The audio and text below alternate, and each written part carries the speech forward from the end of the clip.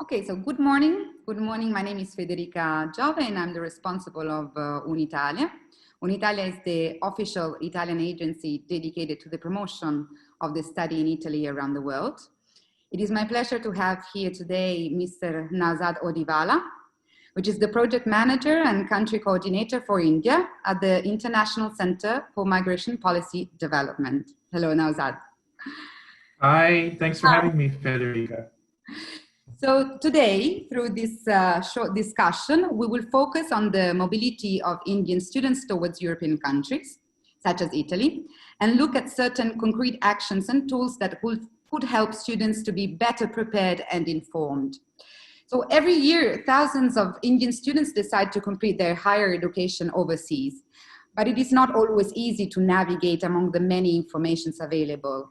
And plus, every educational system has its own rules, which differ a lot from their home country.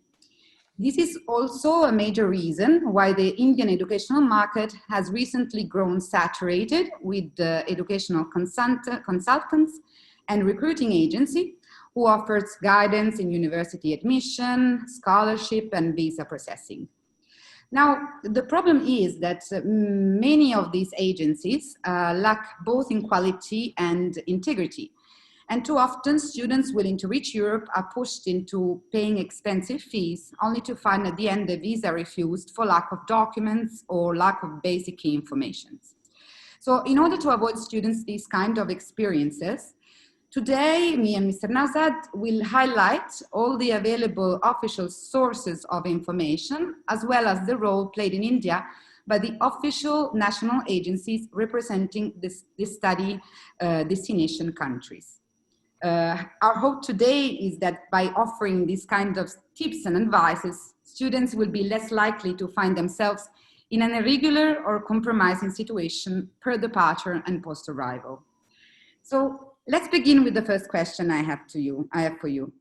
At the beginning of the academic journey for a student, what are the key considerations he or she should keep in mind when planning the mobility to a European country? Where can students get information safely? I understand that there is also a checklist to guide students on their choice. Well, first of all, thank you for having me, Federica. It's a pleasure to join you, and I hope that by recording this message, indeed, many of your visitors that come to the Uni-Italia and Italian fair, virtual fair, get the information they're looking for. ICMPD is a partner with the International Labour Organization on a project for the last 3.5 years called EU-India Cooperation and Dialogue on Migration and Mobility. And through this project, we have been supporting the EU and member states such as Italy in being able to facilitate a more consistent and safe mobility of students, specifically when it comes to longer term education in the European Union. So the first thing we wanted to convey to you, to listeners and to the audience that is watching, is that mobility is like migration. Student mobility, when you graduate your university and you wish to pursue an education in Italy, for instance, for a PhD or a master's, you are moving, you are migrating. So it's important to think about this in terms of not just academic terms, because we find that many students think about it in academic terms. They want to go to the best university, they want to have the best grades, but what they don't perhaps think about so much, and of course, as a young adult, you're not always prepared, is that it's also about entering into a new community, a new culture, a new society, and not knowing the language perhaps, or even knowing how things work. So the ICMPD has put together a checklist, which I want to show your audience today, if I may, that will allow them to be able to go through that experience as a student with a little bit more information and resources at their disposal. So what I have for you here today is a checklist that most students can download free of charge. There's no cost involved. There's no expectation of monetary support. And by going through the checklist, stage by step, phase by phase, they would be able to ask themselves questions that perhaps are information that is missing to them.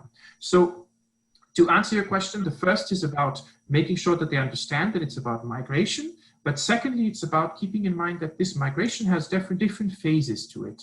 So the checklist takes them through the phase, and I'm scrolling through. So the first thing I want to make sure is that the first phase is the information phase. It's about gathering information about the destination you're going to. You've made the choice about which university. Hopefully some of the best universities on design and automobile manufacturing find themselves in Italy. So you've chosen Italy to go there.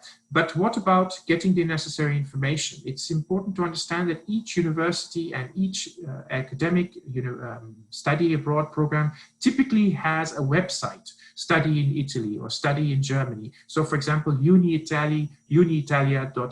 This is very important. If the website does not have the necessary abbreviation at the end, such as .de or .ac.uk or .it or .fr, it's not a trustworthy website. The second thing to remember is that if a website is asking you for money or for prepayment, that is not at all a source that you should trust. Information is free, readily available from your university, but also from Uni-Italia, from the website of the Italian embassy. So at the preparatory stage, there is no reason to be putting money out, with exception to, of course, paying for your visa application. And we'll talk about that a little bit later. So once you decide upon the websites that you want to get your information from, what are the kinds of questions that you should be asking yourself during this preparatory phase? Well, you've decided on which university or institution is important, but think about its reputation. What are the language requirements that you may need? In Italy, for example, Italian is obviously vital. What level of Italian? Do we need B1, B2? Do you need C1, C2? Do you need A1, A2? This is going to help you be able to answer the questions that are most important, such as how much is tuition, how much is accommodations. When you try to contact for renting an apartment, most of the times the landlords are not going to be able to speak to you in English or Hindi or your mother language. So it's important that you're able to communicate with your host society. Additionally, you want to think about, do I need to work while I'm studying? Do I need to will I be bringing my family along? Will I be coming alone? Am I going to be studying for the 2-year or 3-year? Will I be studying for shorter than 90 days? Because all of these questions have implications at the next phase, which is going to be your phase on the university application process, but then the pre-departure process. The pre-departure process and the checklist offers you considerations and questions such as, how do I arrange my visas? Where do I find information about induction programs and orientation? Which social media channels should I join so that I'm able to get information with students that have done what I'm trying to achieve in the future? Where can I get my acceptance letter from, and what proof do I have for financial means? Because that will be necessary, and start to gather this information now, because typically visa applications can take a long time to process, between 15 to 45 days. We offer some tips in the checklist as well, such as, for example, the proof of finances need to be in your name rather than the name of your uncle or your father or your aunt. So that's important to also keep in mind. And then things like, upon arrival, where will I go? What will I do? Housing, which housing options do I have? You know, most of the times in India, we think that housing is like in America or Canada or Australia, where you live in your university. It's not the case in Europe. I don't know what it's like for you, Federica, but in Belgium, where I'm based, universities typically don't have that much housing for international students. So typically you'd have to study at an institution, but then live somewhere else. And I think I don't know what it felt like for you, but for me, it felt very fantastic, because it was an opportunity to integrate myself right away into the day-to-day life of the country that I've chosen to come and visit. Exactly. Yeah. So this checklist really takes them through all these different phases. Upon arrival, it's really important to also think about the registration as an Indian on the Madad portal. It's an Indian Students Abroad website, which offers the embassy the ability to support you in case there is a pandemic, such as the global pandemic we all went through recently, and you wish to be repatriated due to health reasons or emergency reasons, but also about making sure that you have the most accurate, up-to-date information about your home country and where you've perhaps information that you may need. We also in this checklist offer you information on websites, and these are two very important websites that I'm just pointing to. I hope you can see them on my screen, which are useful to students to be able to get information on so many aspects of their education migration. And I want to show that to you now. This is the first. It's called Study in Europe. A simple Google search where you say Study in Europe brings you to this website.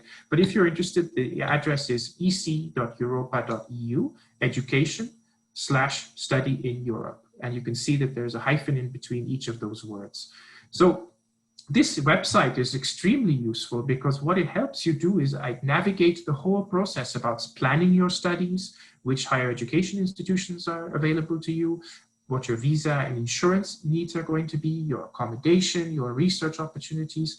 So these websites are free, they offer accurate information, and most importantly, they give you the links that you need to be able to continue that query and investigation. So one of the things that I found very interesting is if you click on the countries tab, you can actually then scroll down and visit a profile of each country that you're visiting.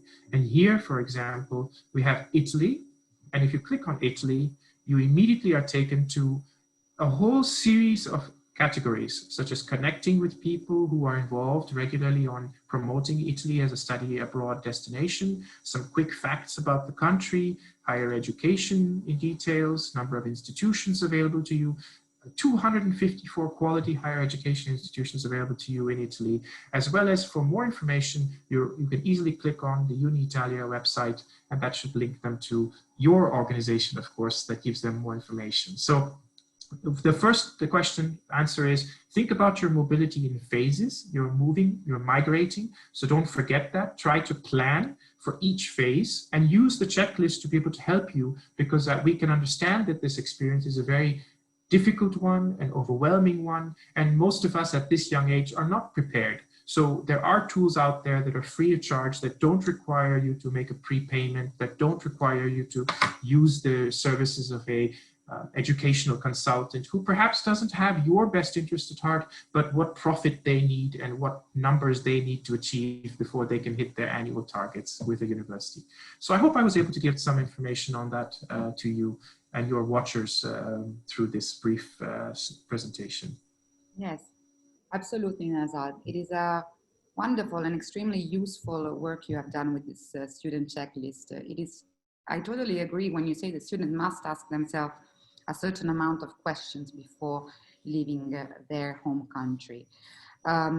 Also in Italy, of course, we have our source of information, which are recognized by the government. Of course, when a student has to decide which course of study or study program pursue, we always recommend him to search directly on the university websites. Each university has a page totally in English where they can find information regarding, as I said, the courses, but also the scholarship opportunities and the fee structures. Then, of course, there is also another important website, which is called Uni-Italia, authorized by the Italian Ministry of Education, where the student will find general information on course of studies, and it is also the portal from where each international student has to do the pre-enrollment in order to get the, in a second stage, get the visa and study in Italy. Then, of course, there is Uni-Italia. As you mentioned, Uni-Italia is the official Italian agency dedicated to the promotion, but also the counseling on study in Italy. We work closely with the embassies, Italian embassies and consulates in the country where we have a center. This is the case of India. In India, we are inside the Italian consulate in Mumbai, and we give assistance to all students willing to study in Italy, starting from the university admission, going along with the pre-enrollment, and ending with the visa application. Then I think I've said everything. That's fantastic. I think that's so great. And for someone who has been to your offices in Mumbai, I can attest to your listeners and watchers that it's such a great service to have when you're at the embassy, also physically, so that you're able to ask those questions and get the support that you need, so that you're able to fill out those paperwork and those documents without an unnecessary expense and burden to your families and to yourself of getting someone who is not involved, not aware of your situation, fill out those forms for you or lead you down the path that is misleading or disingenuous or dishonest. So it's really great, and I congratulate you and your team on that. And most importantly, all these websites have the .it at the end, I'm sure. So all of your the listeners who were paying attention earlier to the checklist will say, you know, if I have a .it, I know that this information is accurate. I know this information comes from the right sources. So fantastic. That is totally true. However, the Uni-Italia website for international students ends with .net, N-E-T. Okay. So we have, good to know. Yeah. Yes, just to let you know, otherwise students absolutely will be considered as unreliable. Yeah. No. Okay. Yeah. So I would like to go on and ask you another question now. What visa would Indian students apply for if they're willing to pursue an education in Italy? So that's a really great question and something that many students face confusion about. And I'd like to right off the bat clarify something. When you hear in the streets of Mumbai or in the streets of Delhi that you should apply for a Schengen visa, this is not correct. A Schengen visa is a short-term visa. It is a visa C. And this visa is purely for the purposes of less than 90 days. So if you're going for a conference or you're doing some sort of a short-term training, then a visa that is called a Schengen visa would apply. But for most listeners and watchers of this video, you're thinking about doing a bachelor's or a master's or a PhD. And in this case, you should not be getting a Schengen visa. You should be getting a long-term D visa. And that's very important. And I think that's the first thing for students to keep in mind. What application process they need to follow, what the criteria is for that visa. Your website on the Italian embassy website is fantastic, and they should approach the consular that is next to them. So the Italian consulates are right across the country, and they will be able to provide the necessary information on which applications to fill out. But it's for a visa D, which is very important because it's a long-term visa, which is greater than 90 days. If you're going for a short educational experience, maybe a stage or some form of a conference, then yes, a short, less than 90-day Schengen visa would apply. But the reason the Schengen has come into the popular language in India is because of the fact that when you go traveling for tourism, yes, that's the same visa you apply for. So I think that's very important for your listeners and watchers to keep in mind. The second thing is cost. Please don't get misled into expecting that the cost for a visa is extremely high. It's not, especially for instance, if you are applying for a short-term Schengen visa for less than 90 days, but you're planning on going and studying for educational purposes, it's free. The visa fee is waived. If you're going for shorter than 90 days and you're going for educational purposes. If, however, you're going for longer than 90 days, then yes, there is a fee. I'm sure all of us are prepared to pay for a service when we need it. And this is, I believe, if I'm not mistaken, 116 euros. I hope that your listeners and your viewers are paying attention, because it's important that they don't pay more than that and don't listen to educational consultants that tell you that you should pay 200 euros or 300 euros or 400 euros. This is not true. This is not the case. They are inflating the price because of the fact that they want to include their own service fees and compensation. So that's very important. It's not a Schengen visa if you're going for longer than 90 days. It's a visa D. And if you're going for a visa D, it's a long-term visa. Therefore, you should be expecting to pay from about 115 to 120 euros, depending on the country. And in Italy, I think it's 116 euros. The last thing I want to draw people's attention to and students' attention to is don't wait until the last moment.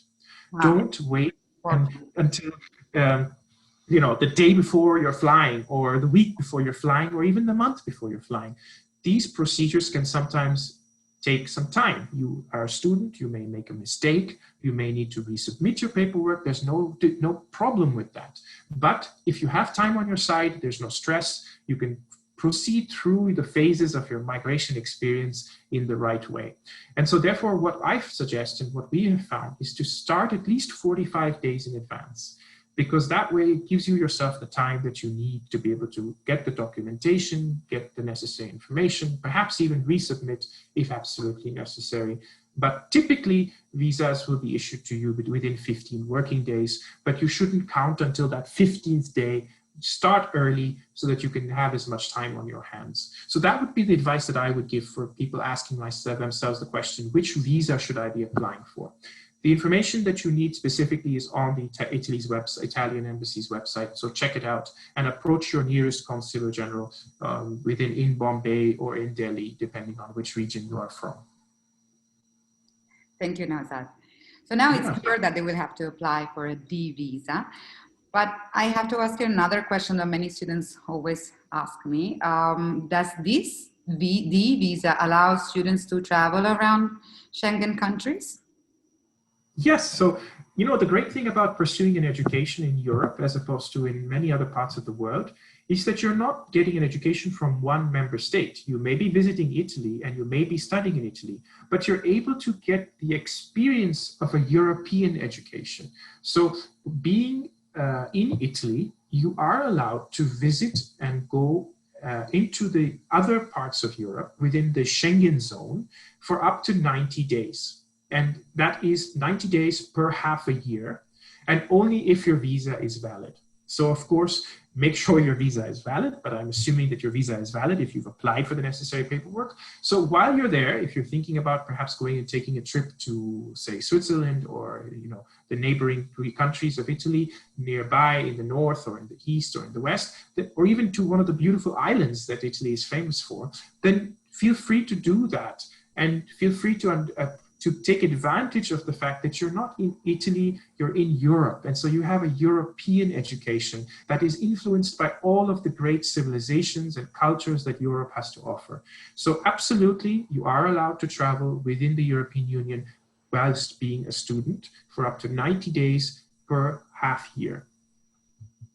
And what about studying? Is a student allowed with a D visa to study in another country different to the one he applied for?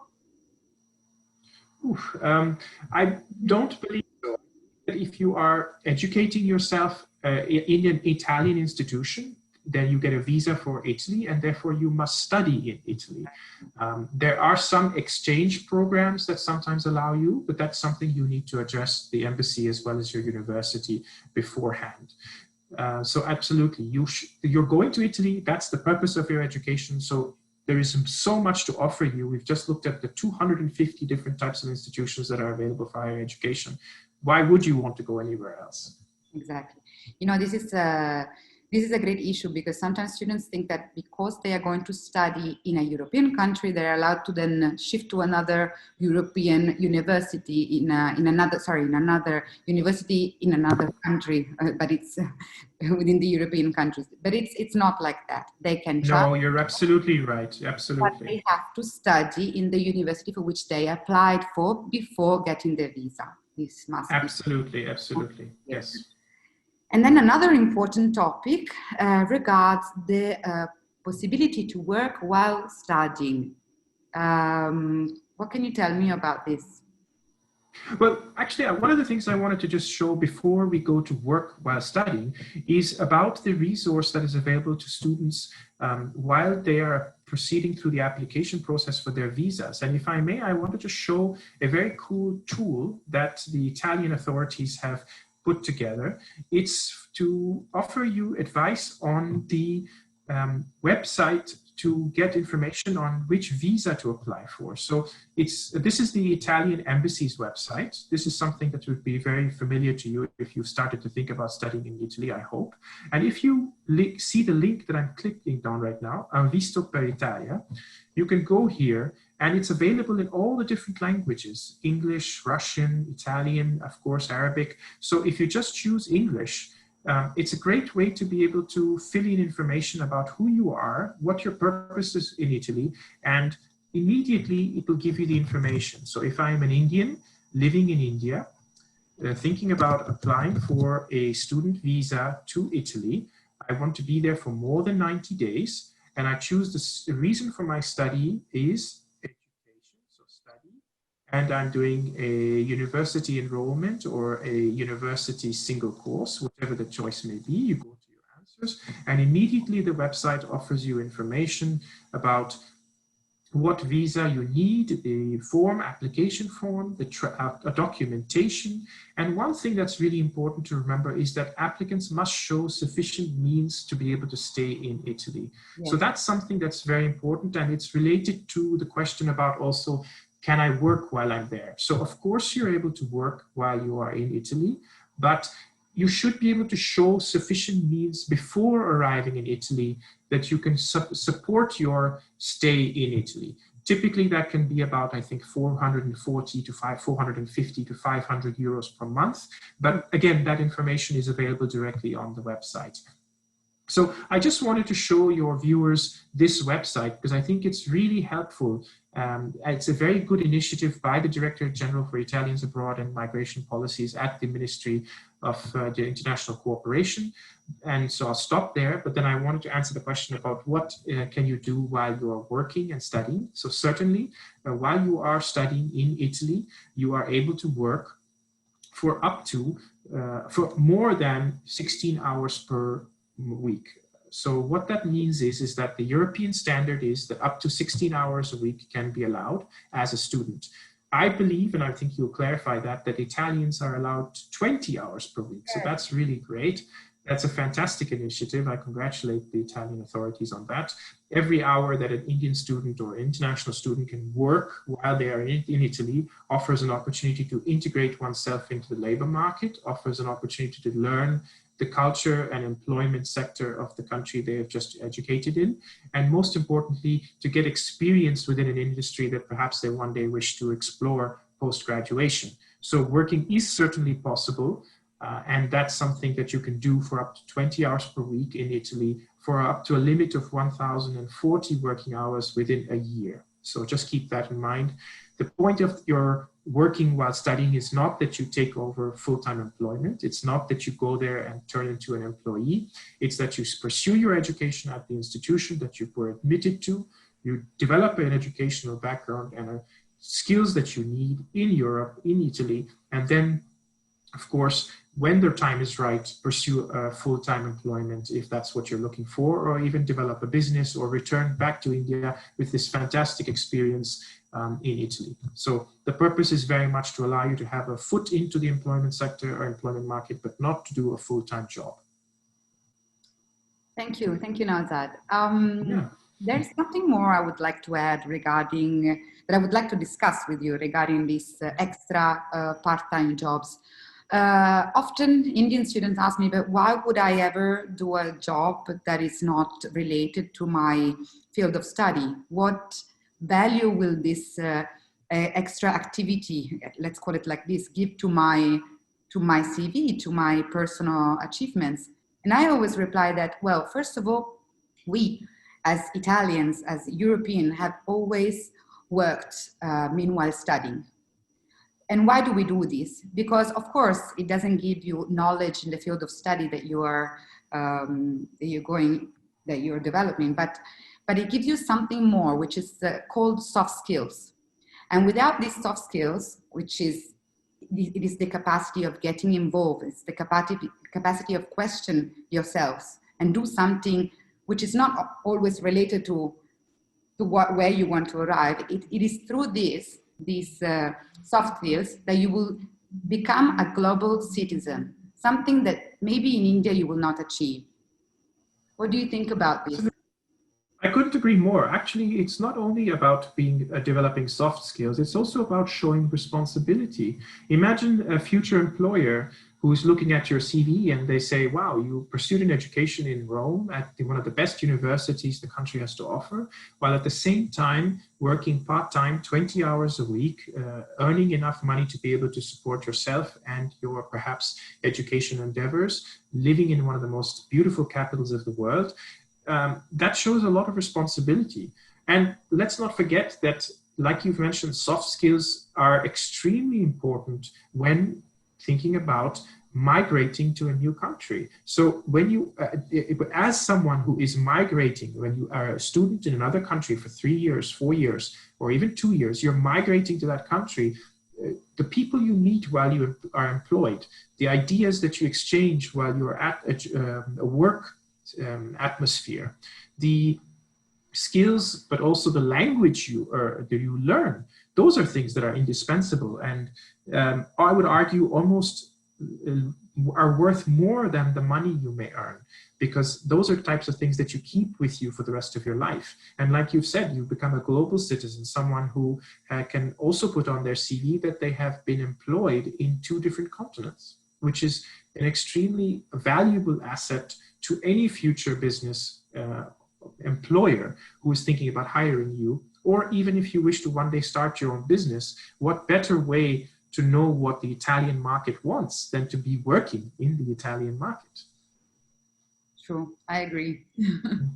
So now another topic, which is related to this one actually, and it regards the post-graduation options. So once the student has completed his studies, once achieved the degree, what happens? Does he has to fly back immediately to his home country? But if he wishes to, or she wishes to, that's absolutely an option. I can imagine that after having spent 2-3 years, you're homesick. You maybe even wish to return home and see your family. That is an absolutely freedom that you enjoy, having studied in Italy, and you take back the great, wonderful memories. We hope that you perhaps did what we asked you, suggested, which is travel around, discover and explore the continent. You've worked for 20 hours a week, so you've developed some soft skills, you've developed an understanding of Italy and its Italian market, and perhaps you wish to return home. That's absolutely fine, and that's something you are free to do. Some, however, decide that they wish to stay back. They wish to perhaps employ the skills that they've developed and the education that they've achieved and earned in the Italian labor market. And for that, the EU has a minimum requirement of 9 months after graduation to look for suitable employment. So you don't have to worry about the moment you get your degree being thrown out of the country. There is no risk. Don't believe that. Don't give in to that fear that the next day you have to somehow find your way onto a plane and at the airport. You have at least 9 months to look for a job. And I believe in Italy, it's at least 1 year if the conditions are satisfied, depending on your degree, if it's a master's, if it's a bachelor's or a PhD, that you have to look for a job. So I think that there is no fear and nothing wrong with perhaps staying back and looking for something in the Italian market. Another option may be that you wish to pursue a further degree, such as a PhD, if you've come for a master's or a bachelor's. So that might be an option as well.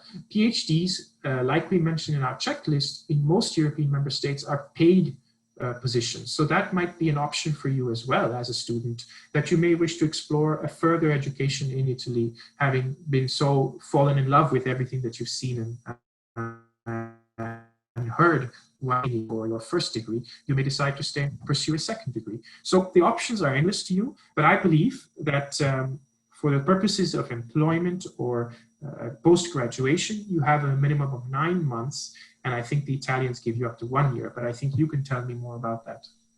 Absolutely. So the answer is not really related to the visa, but to the resident permit, because it has to be clear for the student that once he arrives to Italy, within 8 days from his arrival, he has to convert the visa, the study visa, D visa, as clarified before, into a resident permit. So this resident permit has the same duration of the study period. So let's say you are here for a bachelor degree, this means 3 years. Your resident permit will have a duration of 3 years. But once you have completed your studies, you may, and this is up to you, you may convert the resident permit and add an extra 12 months of resident permit while awaiting for employment. This means that Italy gives you 12 extra months in order to let you eventually find a job. Perfect. I think that's a great way, and that's very much in line with the expectations and the future that the Italian labor market, but also Indian students are looking for. Yes, absolutely. And then now, I think there was a question, which is not really a question, it is a discussion regarding what Italy is doing right now to attract Indian students. Should I start? You start? Yeah, I think the most important thing that I would like to say on this question, I don't want to take something away from what you are going to say, is that it's important for Indian students to understand that all countries that they may be thinking about going to are promoting themselves quite actively. And so Italy is doing the same thing with this virtual educational week, where you're providing so much useful information to and resources from universities to this session on student mobility. So the students, Indian students shouldn't feel alone. They shouldn't feel like they need to pay for help. They shouldn't feel like they need to pursue the services of an educational agency or a consultant. That this information is readily available, and that many countries are doing things to attract Indian students. And you can see that in the seasonal fairs that are happening, educational fairs, and during this COVID time, they've all gone virtual. So I've had the pleasure of participating in many in the last month, and I'm sure that you'll tell us all about what specifically is being done at the national level in Italy. But I just want Indian students to understand and feel reassured that a lot is being developed and a lot of tools are available for you as an Indian student thinking about going to Italy. And Europe, for that matter. Yes, totally true. So, as you mentioned, of course, us as Uni-Italia, we organize a certain amount of activities and promotional events in order to make the student aware of what Italy has to offer as a study destination. All these activities and initiatives that we launch are absolutely free of cost for the students, like the virtual fair we are organizing this week. During these events, students have the possibility to get information directly from the universities participating. Obviously, as you mentioned, the virtuality of these events make it easier for students residing in every part of India to participate and achieve the relevant information.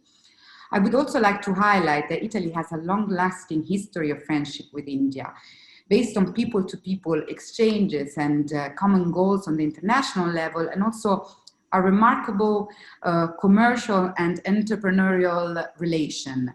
And Italy is also the home of the largest community, the Indian largest community in the continental Europe. Not many people know this. But in spite of this, sometimes the young generations are not aware of what Italy has to offer, especially compared to other countries which are stronger than us in the capacity of communicating their strength.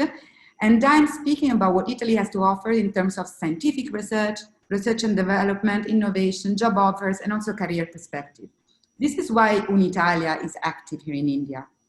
And there are also, apart from the things that Uni-Italia organizes, so speaking about seminars, fair, we also organize master classes for Italian professors that come here and have classes for Indian students in order to promote their academic offer.